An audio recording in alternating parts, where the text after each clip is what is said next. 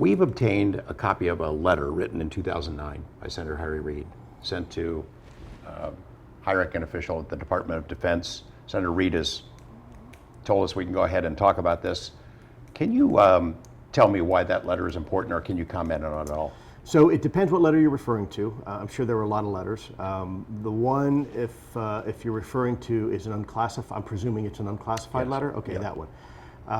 Yes, I have read that letter. I think that letter portrays a very compelling picture to the Department of Defense that the preliminary results of the AATIP program were warranting an increase in the protection of that information, i.e. that the results were coming in and the preliminary results were such that we need to take extra precaution protecting this information and the results because the data was very compelling and it was very, very legitimate. It sort of responds to some of the criticisms that have come toward TTSA, toward the UFO subject in general. It basically outlines that this program, AATIP, and the BAASS study were successful. They zeroed in on a lot of useful information. Absolutely was successful. It was absolutely successful. That is undeniable, to the point where that point was raised to senior levels of the Department of Defense and the U.S. government. I think, I think when we're looking at this topic, it's important that there's a lot of things that TTSA is working on at any given time. Just because we're not public about it doesn't mean we're not doing anything about it. As you recall, first of all, there were 2 videos that came out. New York Times, by the way, got those independently, not from me. And everybody said, oh, you got 2 videos, that's great, and then nothing. Oh, TTSA's got nothing else. Then all of a sudden, another video gets released. People, well, okay, maybe they got something. Now they got nothing else. It's been a couple months, 3 videos, that's it.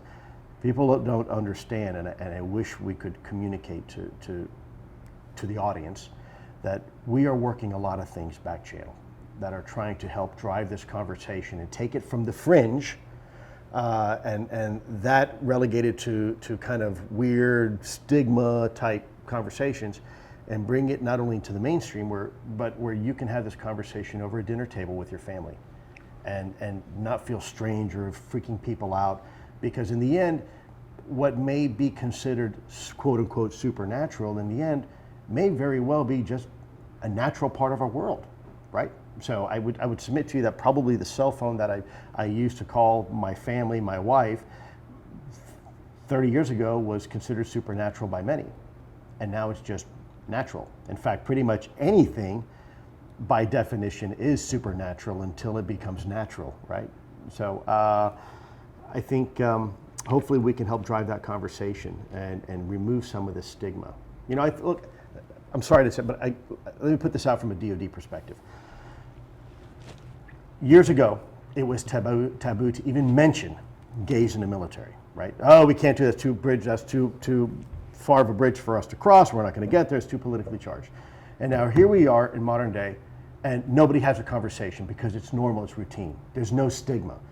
Yes, you can have gays in the military. Who cares? We still are the best military force in the world, right? Nothing has changed. But it took, unfortunately, a very, very long time for the gay community to get rid of that stigma so we could have the conversation at the highest levels of government and realize our policies were flawed, right? And I think this is very much the same way. Now, someone's going to come in and they're going to say, well, Lou, you can't compare what you're doing to, gays in the military. Well, I'm not necessarily making a direct correlation. I'm just simply using it as an analogy that there have been historically topics that have been taboo, that have been proverbially radioactive in the Department of Defense, and all of a sudden now we realize, looking back 20 years, well, that was silly. Why did we even care? So what? It's part of reality. And I think this is very much the same way. This is a conversation that hopefully in 10, 15 years, 20 years, we will look back as a nation and say, wow, we really hindered ourselves by making this topic taboo when we didn't have to. Well, TTSA has done a lot to move that ball down the field, to have the national conversation. There's you on Tucker Carlson, and then another night is Chris Mellon and on CNN, and all this kind of attention that I'm sure you never wanted to have. No, I can assure you. It's an amazing thing. I mean, it's an amazing transformation. You have critics saying, oh gosh, we want it all, we want it now. It can't be fast enough. Right. but it has, the progress that's been made in 8 months is remarkable. Yes, and a little scary. I wouldn't have expected it to go this far, this fast.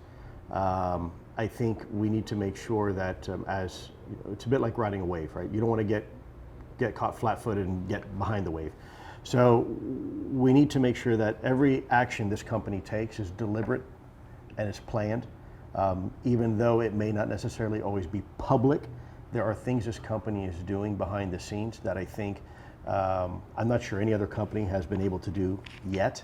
Now, with that said, this company, I can tell you, as a matter of fact, would not have been able to do what it is doing now and today if it wasn't for some of the hard work that other companies were doing in the past and weren't getting any of the credit for, like Bigelow Aerospace and some other companies who were busy working behind the scenes, busy making things happen, collecting data, conducting the analysis, and yet nobody had a clue what was going on.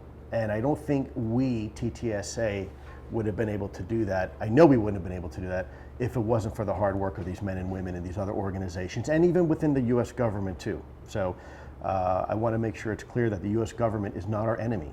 The US government is our friend. But sometimes when you have a really big friend that's got a lot of complicated moving pieces inside, sometimes you kind of need to hold their hand and help them walk through things, right?